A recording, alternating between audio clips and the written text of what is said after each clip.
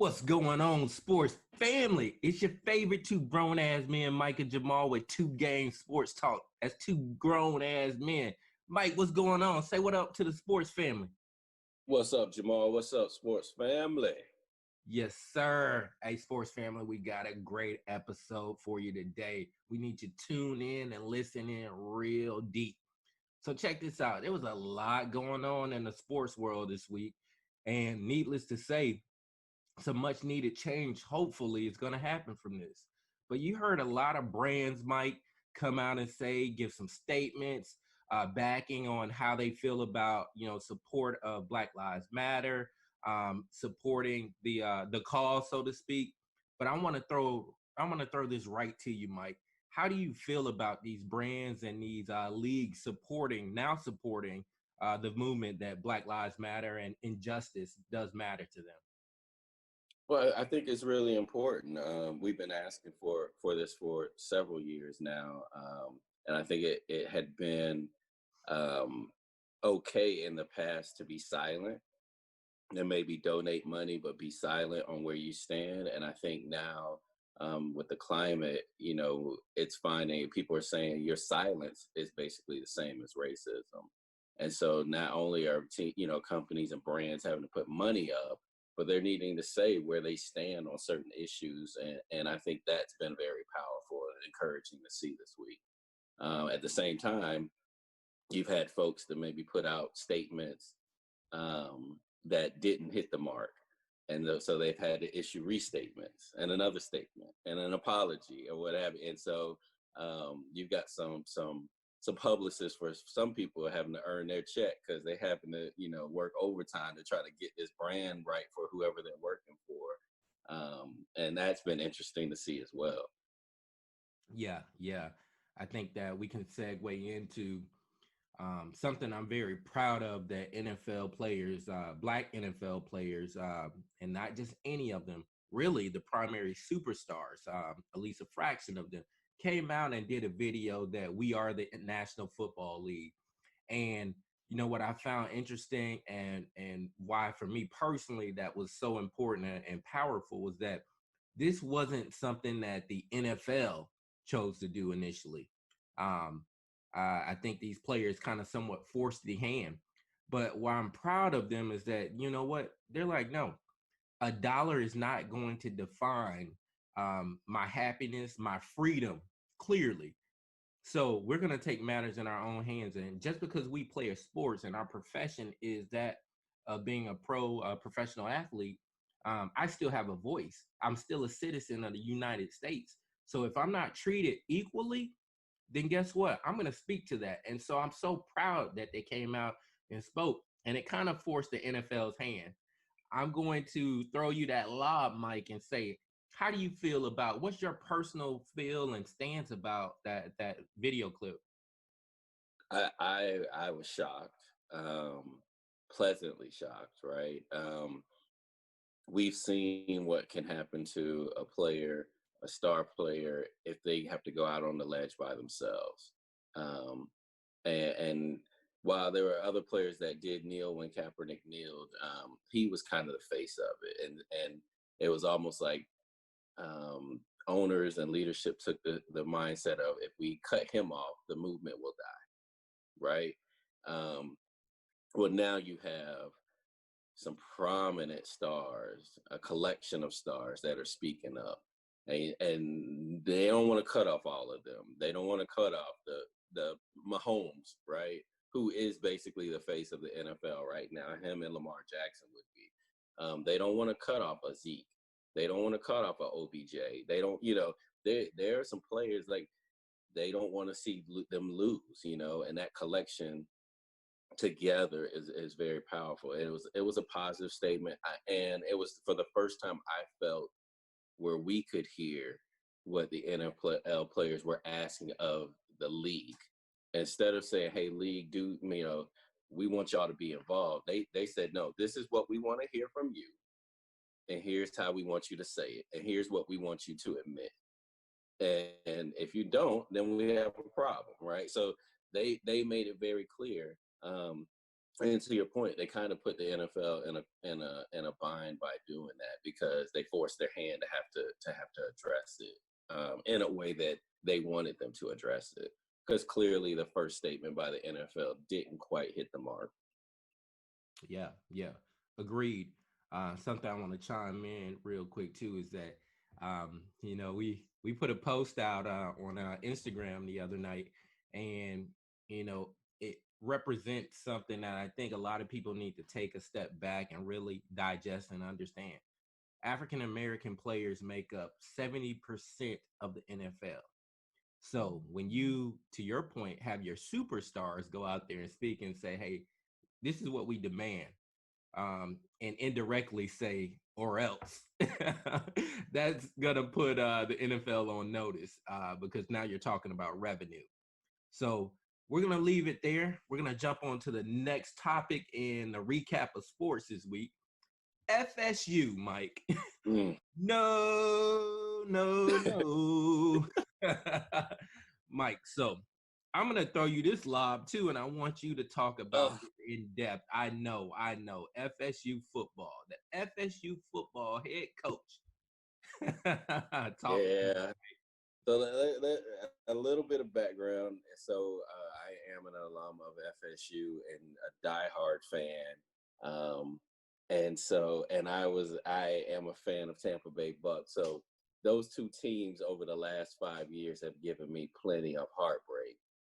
So going into this fall, I was, with Tampa Bay, all the moves they've made, really excited about what's going on there. And then FSU brought in this new coach, which, he's kind of changing the culture and seems, everything seemed like it was going to be on a better trajectory versus what I've seen the last few years with Willie Taggart at the head coaching position. So I was really excited. And then you have this interview that takes place this past week where the head coach says in the interview, and I don't want to try to quote verbatim, but the gist of it is that he said that, based on the issue with George Floyd, that, their staff had reached out to every single player and, directly and had conversations with them about this issue and how to go forward and things like that, which in the interview, I was like, yeah, that's what I'm talking about. Hey, that's what you want. Okay, we got the right guy. And not too long after the interview posted, the star player of the team, who basically could have been a first round draft pick this year, but decided to come back because he wants to get Florida State back to where they were, Marvin Wilson, spoke up and in a tweet basically said, sorry, no, all we got was a generic text message. And not only that is, I'm pissed, my teammates are pissed, and we're not working out indefinitely. So that was a huge thing because you don't really see college athletes taking that kind of power. Um, but what was important in this reflection is you can't really affect him in a sense because he's going to be a first rounder in the next draft. Like, he's going to get his money. And so you can punish him, you can suspend, whatever, but he spoke up for his teammates on what he felt, did not happen. And the team ended up having to have some type of emergency meeting and hash it all out. And apparently it was just a miscommunication or whatnot.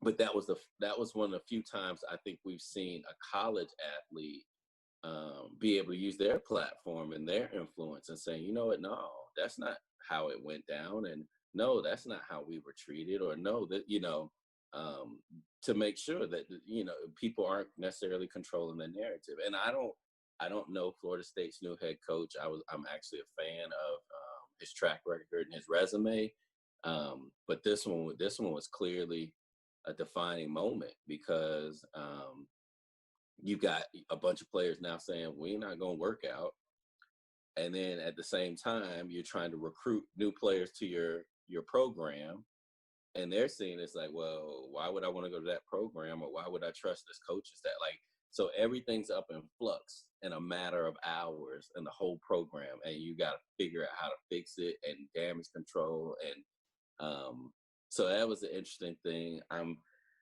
I hope they got it all figured out, because I don't know if I can handle another season of just, what I've seen the last few years. But I really commend that young brother for speaking up, and speaking his truth and bringing light to the situation.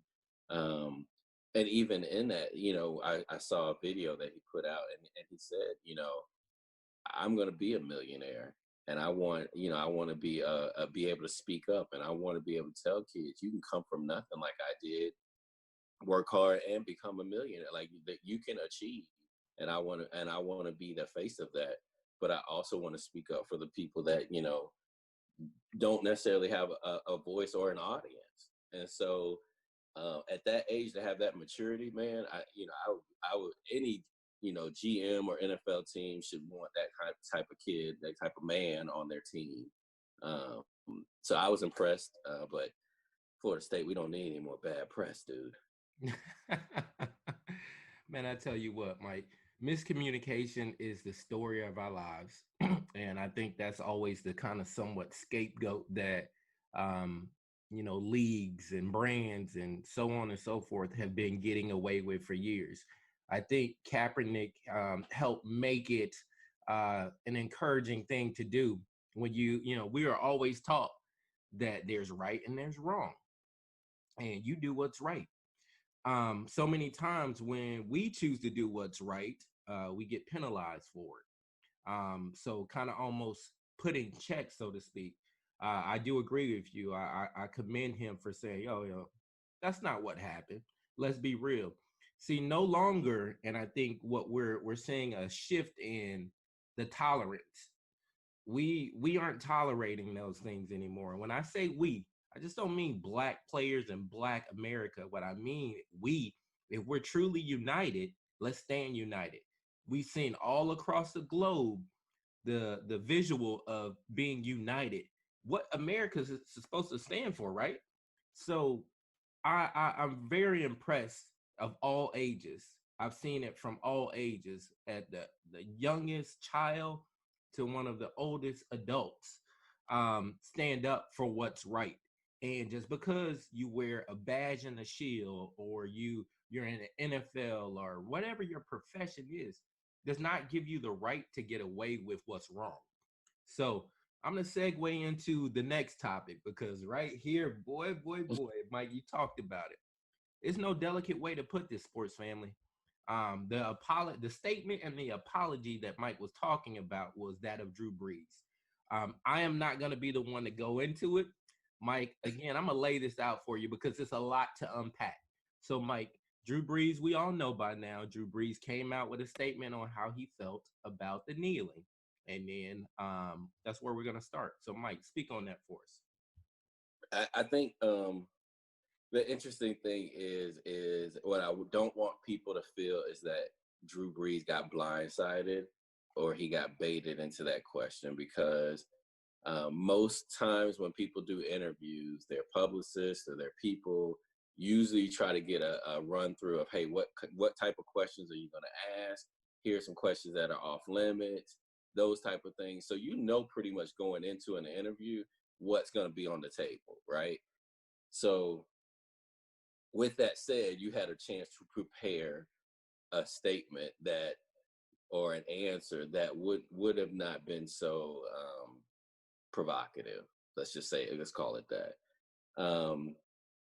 So with everything going on, with all the unrest, with all the pain and the hurt the community is feeling, um, we have all, even before this interview, Jamal and I have even been having this conversation of, man, I wonder what the NFL does now if players start kneeling, right? So it's a conversation that was going on, barbershops, whatever. Like, people are having this conversation. So I don't feel like it was an out of bounds question.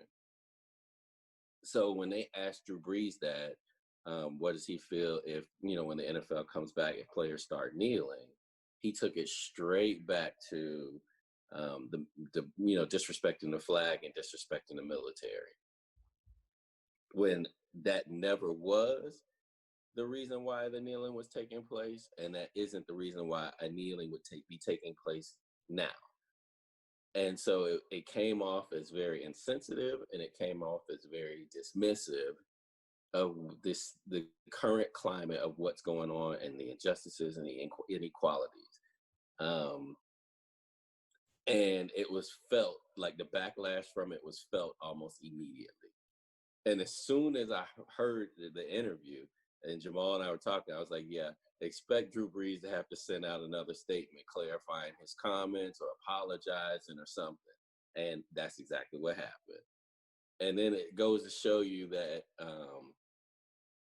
the apology may not have landed as clean as it wanted, because he's now had to issue another statement. And so it's coming across as you have to almost keep going back, oh, that didn't work. Let's try this, say this. And that didn't work. Well, say this, and when actuality right now, I think, and I had a lot of respect for Drew Brees. Don't get me wrong, but this is a time to listen, and this is a time to reflect and ask, what can you do to help? And then when someone tells you what you can do to help, go do that, instead of interjecting and being kind of dismissive of what we're going through right now. The other thing you have is Jake Fromm. Jake Fromm, who is a rookie in the league, and let's be real. I don't know who released this text message. I don't know if it was an ex-girlfriend. I don't know who it was. But clearly somebody was upset enough with their relationship or interaction to air him out. And in a perfect personal private conversation through text message, Jake said some things about only basically elite white people should have guns. So, which is basically the textbook definition of racism. You believe you should have something versus somebody else based on the color of your skin. And he's had to issue a statement, which is going to land hollow, because this was something that was said, I think, his junior year in college. So you're not a 14-year-old or a middle school kid who's impressionable saying, like, this is something you said as a grown man in private, and it's probably something you believe. And so him being a rookie in the league, and not a rookie that was like a top 10 pick, right? He was already on the cusp of having to prove himself in the league. Now he's gonna come in, and I mean, it's gonna be interesting to see what happens with his career and how he navigates this, because you can't hide some of those feelings. And I think, to unpack it even a little bit more, Justin Fields was a quarterback on the University of Georgia's team while Jake Fromm was there. Justin Fields transferred from Georgia to Ohio State because of some racial incidents that were happening at the University of Georgia. And I think actually a baseball player got suspended or kicked out of school because of that racial incident. So that tells you kind of that climate that was kind of at Georgia. And Jake Fromm and Justin Fields were in competition with each other, right? And so it tells you kind of a climate that was there, right? And so I was actually surprised, but not surprised. But it's going to be interesting to see how this all plays out. Yes, sir. Yes, sir. I tell you what, for me, it's one of those classic situations of I'm going to hear you, but am I really listening? Really do I care about it? It also is an example of that, but America's great and it's not perfect, and but you should never disrespect the flag and this and that and the other. And I said this, that's like telling a sexual assault victim that you need to move on with your life. You need to, get over it. Nobody would ever tell somebody who's been assaulted of any kind and or sexually assaulted, they need to move on and forget about it. You would not dare say that. So anybody who doesn't understand or nor has been the victim of injustice or racism, how can you begin to even tell somebody something that you don't even know or understand because you've never been a victim of it. So Drew Brees, I definitely I respect him as a man, as a person. I don't think Drew Brees is a bad person. And I honestly, I'm glad that players, even in his own locker room, checked him on it and said, Drew, you keep on making this false agenda and of the flag and it's the disrespect towards it and anything like that. But Colin Kaepernick said this 4 years ago, and many hundreds and thousands of people before him saying freedom isn't free for us. I've seen people come back home and fought for the same country that you said your grandfathers fought for. So did our grandfathers. So, but we get the but factor. So, I would hope that Drew Brees is sincere about what he is truly saying. And if he is not, you can miss everybody with it. You know, Colin Kaepernick, and not to get off subject, when Colin Kaepernick took a knee, the stance against injustice and racism, fans burned his jersey. I mean, by the hundreds, probably by the thousands. They burned his jersey. So again, doing what's right may not be popular, but doing what's right is about, changing the climate, changing the tolerance of things. And here's the thing. This is for all of America, white America especially. We should never have to tolerate each other. Tolerating means like, okay, I'm just gonna put up with them until I don't have to anymore. This is about understanding that we're all human beings. You would not care about the hand that's extending to lend you help if you're falling from a cliff. You would not ask, wait, hold on. Are you black? Are you white? Are you Asian? No, you would accept that hand. So guess what? We need that acceptance from you and vice versa. But Drew Brees, where I will say this is that Drew Brees has done a lot of good things in the community and all those things. Now, it doesn't excuse what he said, how he feels, but I'm glad he said it because it kind of gives us an eye to how he really truly feels. And then within 24 hours, he sends his apology and then another apology after that. So it makes you kind of think that is it disingenuous. So we're gonna move on. Poor Drew Brees, he catching heat from all directions, and probably rightfully so. The next topic that we want to talk about, and it's interesting because it's kind of still involving Drew Brees, Mike. Um, Laura Ingraham once told LeBron James to shut up and dribble, and with some other things. When Drew Brees' statement came out about anybody disrespecting the flag, she and her co-host was like, "Oh, he's a good Christian man, and he is entitled to his opinion." And I want to just take a few moments to unpack this, Mike.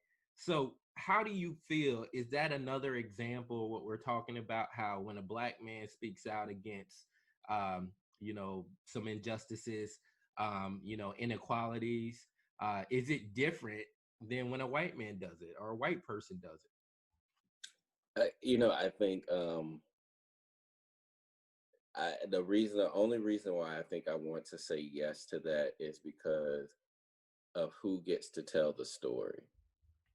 So, depending on which news channel or which anchor or whatever, whoever's telling the story, they get to paint a picture about this person and not allow the person to paint the picture of themselves, right? And so, um, when LeBron would speak out, they do this 2-minute lead up to LeBron's comment, 5 seconds of his comment, and then 5 minutes of bashing whatever the hell he said, right?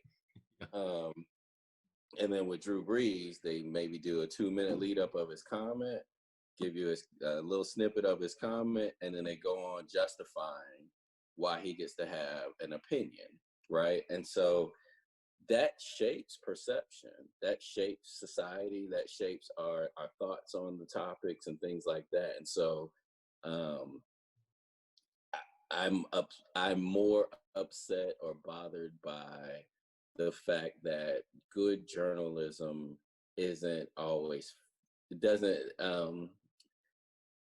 equate to fair journalism, if that makes any sense. It's all about ratings and clickbait and all that stuff instead of unpacking it, for what it is. We talked a little bit offline this week. We were watching some of the protesting and the looting, and one of the looters was a Caucasian lady coming out of a store. She had a handful of purses and everything, and she's tiptoeing out of stores trying not to cut herself on the broken glass. And the newscaster is basically saying, "Oh, I think this lady must be one of the employees," as if she's like saving the inventory of this store. And she's like, I can't, I don't think she's looting, and it's like, what do you mean? Like, the windows are broken out, everybody, people are running around grabbing shit, and this one lady you think is an employee, like, came in on her day off to get some purses, so it's just kind of this mindset of how we um initially view somebody, whether we view them as a suspect or we view them as innocent, a criminal, or just whatever that mindset is when we initially see people, and how that story gets told. Um, I think that's what I'm most bothered by, is the journalists don't seem to be indifferent, and it's been that way for a while, right? You've had people complain about right wing media, left wing media, all this stuff, and at the end of the day, just tell me the truth and let me make my decision from it. Yeah, that's a good point. I think the question for me, I would ask very pointed question to Laura Ingram or anybody, and whether they're in the media or not, is LeBron James, does he have the right to vote? Clearly, the answer is yes. Does Drew Brees have the right to vote? Yes. I think we need to, as a society, always respect the fact that, hey, look, we're always gonna have a difference of opinion. That doesn't mean we have to agree or disagree. But like you said, Mike, hey, look, don't try to tear us up in the media and portray individuals to be whatever you want them to be. And like I said earlier, it's amazing how, you know, we are the world when our athletes and our stars are giving away the millions of their dollars to support a cause that you believe in.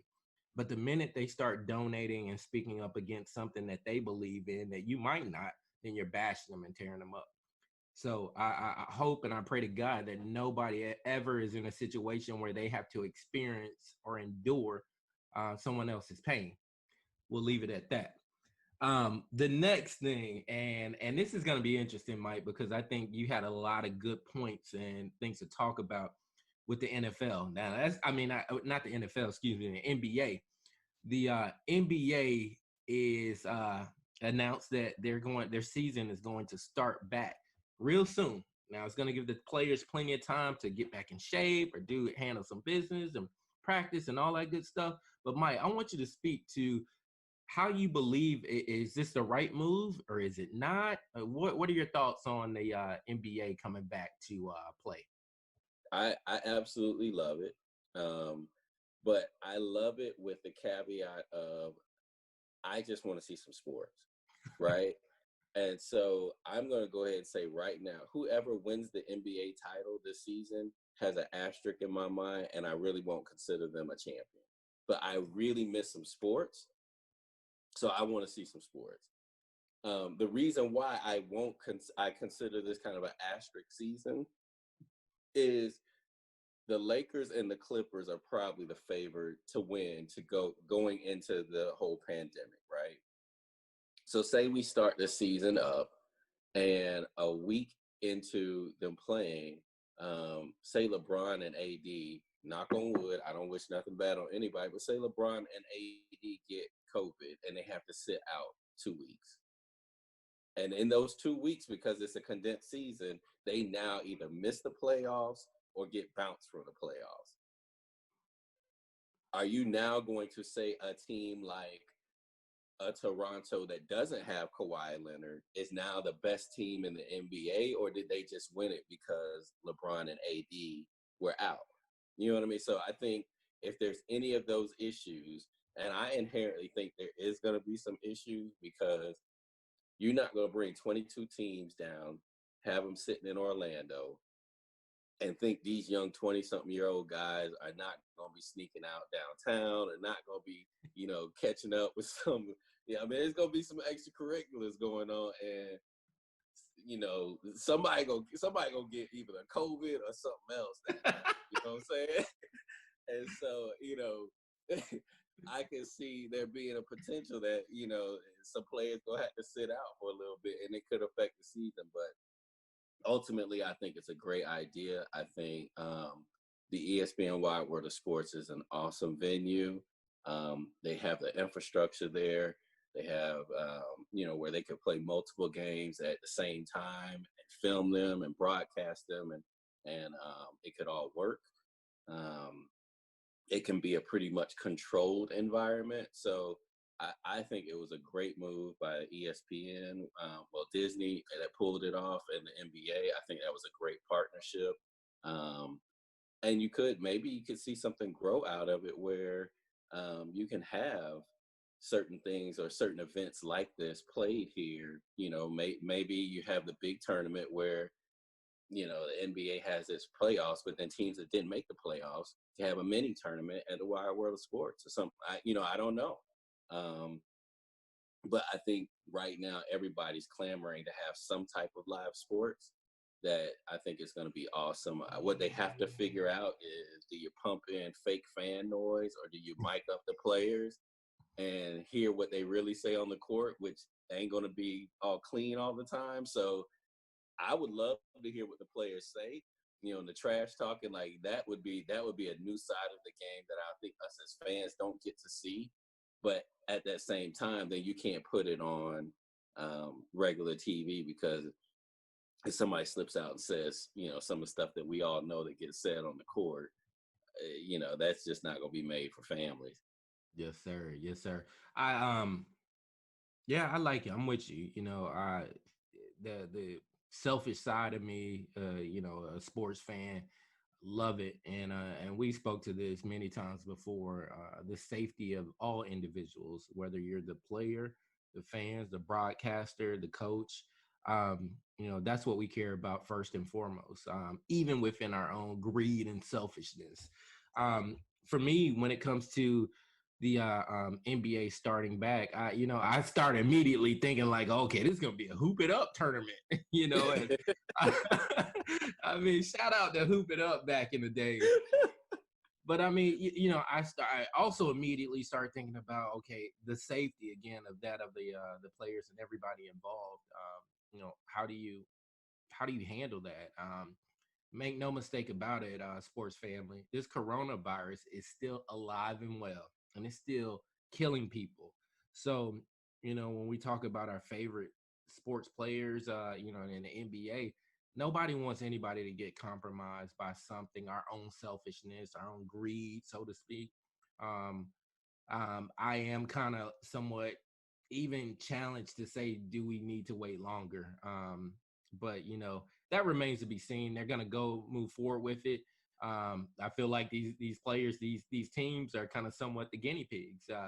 I'd like to know what type of waivers that they had to sign, what type of safeguards they have in place to make sure that if something goes down, that they cancel the season again. They stop it and say, "Hey, look, everything's Right. on hold until next year."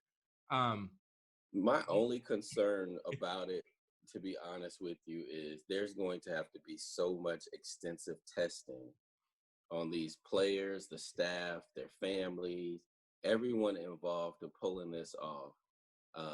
So continuous testing, like day after day after day after day. Are we taking away testing from the general public that needs it? Good point. And that would be my only concern.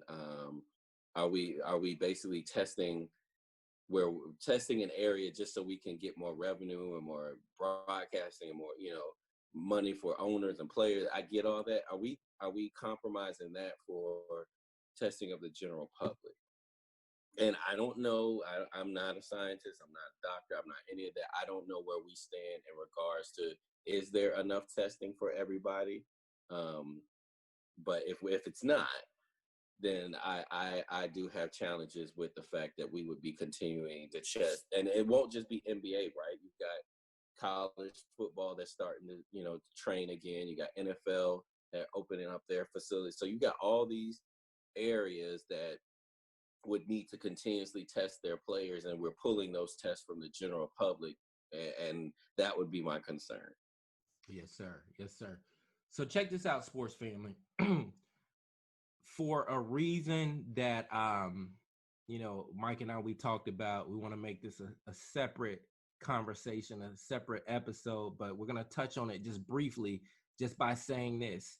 So the NFL commissioner Roger Goodell, he issued a statement, and that statement is going to be something that we talk about on our next episode. So we're gonna kind of leave you with that tidbit, because that right there, we really need to unpack that and break it down. There's a lot to be said about it. Mike, there was something that you wanted to leave the sports family with, I thought, and I felt was very important. So I'm going to hand it over to you, sir. It really just goes back to we've all got to figure out how to come together. We've all got to figure out how we want to address, some of these racial inequalities and injustices and things like that. And nobody has all the right answers. And I've been happy that some of my friends have reached out to me and asked, hey, what can I do? How can I get involved? And my advice to everyone is do that research, figure it out, ask somebody, be willing to listen. When you're talking to somebody, really talk to them trying to understand, instead of talking to try to figure out how you're going to respond. Because a lot of times I think we worry about responding instead of how we want to get some understanding. And let's just go for it as a society. We can get there. We can, and once someone does give you that answer of how you can help and how you can contribute, go do that. Don't sit back and be silent or what have you. It's not just about the conversation, and it's been impressive to see that these peaceful protests have continued to go forward every day. It's not going away. It seems, folks are fed up. And, you've got two grown-ass men here that have your back. We're going to use our platform to support equality across all the boards. And that's pretty much it. How you feel about that, Jamal? Yeah, love it.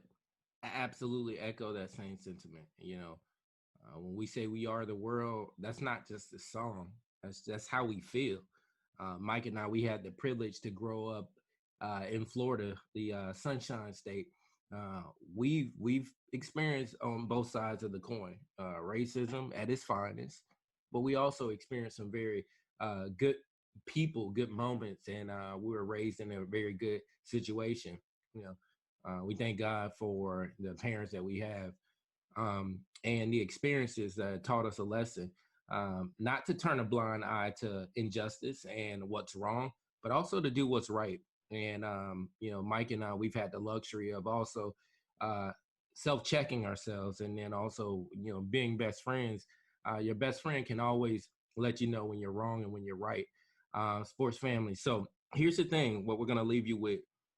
Doing what's right may not be the most popular. You may be shunned away and feel like the pariah. But maybe that's a sign and an indication that you are always in the wrong place anyway. Doing what's right should never compromise your morals. So, sports family, we want to thank you for tuning in. Hey, stay tuned for this next episode, because we about to hit you with that hook. Y'all, peace. Later. Peace.